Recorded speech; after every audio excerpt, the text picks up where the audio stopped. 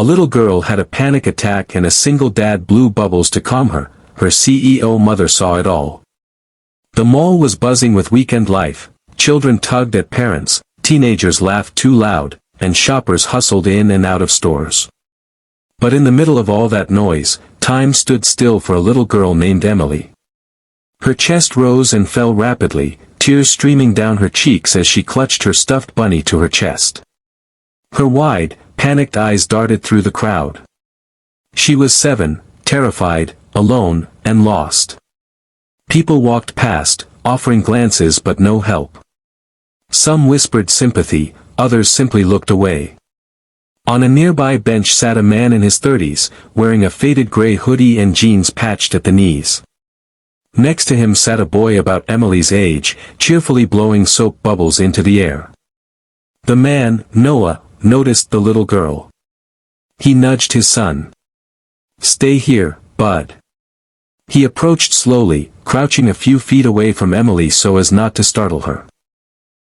"Hey, sweetheart," he said gently, his voice soft like a lullaby. "You okay? Are you lost?" Emily couldn't answer. She shook, her breath shallow and sharp. Without a word, Noah pulled a tiny bottle of bubble soap from his pocket, leftovers from a dollar store gift bag, and began blowing bubbles into the space between them. At first, Emily didn't notice. But as the delicate bubbles floated and danced in the sunlight, something changed. She blinked. Watched. Her breathing slowed just slightly. He blew another stream, letting them swirl like magic around her. A bubble landed on her bunny's ear and popped. A small, involuntary giggle escaped her lips. That's when Noah spoke again. "You know, my son says bubbles are like worries. If you blow them out, they float away and disappear." He handed her the bottle and wand. "Wanna try?" With shaky hands, Emily dipped the wand and blew. A single lopsided bubble floated upward. She smiled, faintly, but it was real. Unbeknownst to them, a woman stood frozen a few feet away, her eyes wide with emotion. It was Claire, Emily's mother. She had only stepped into a store for a few minutes, but that was long enough for Emily to wander off in the crowd. The moment she realized her daughter was missing had been the most terrifying of her life.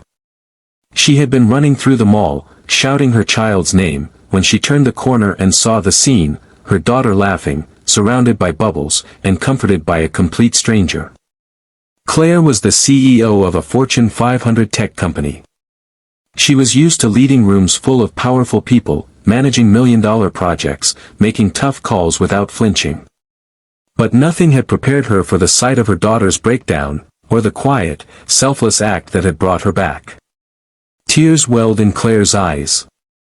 She approached, slowly. "Emily." The little girl turned, running into her mother's arms. Claire held her tightly, whispering apologies, overwhelmed with gratitude and guilt. She looked up at the man still kneeling nearby. "I don't know what to say, thank you doesn't feel like enough." Noah smiled modestly. "No thanks needed. I'm a dad too.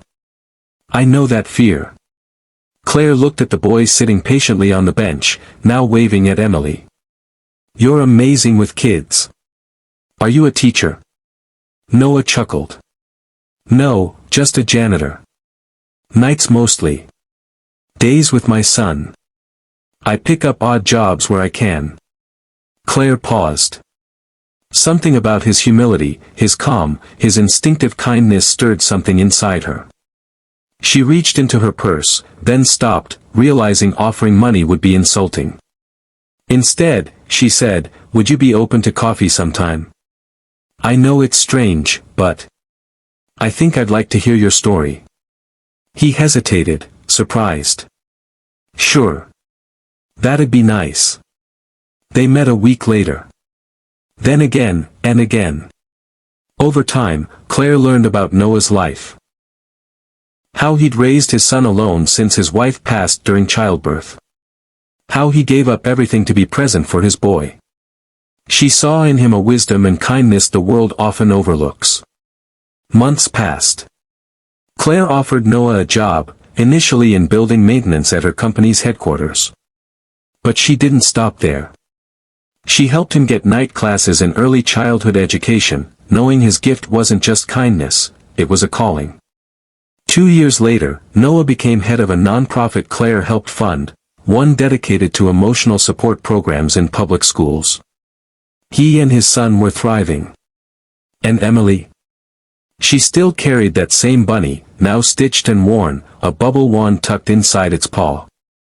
One small act of compassion had rippled outward, changing not one life, but many. Because sometimes, the greatest rescue isn't made with sirens or heroics. It's made with bubbles, and the kindness of a stranger.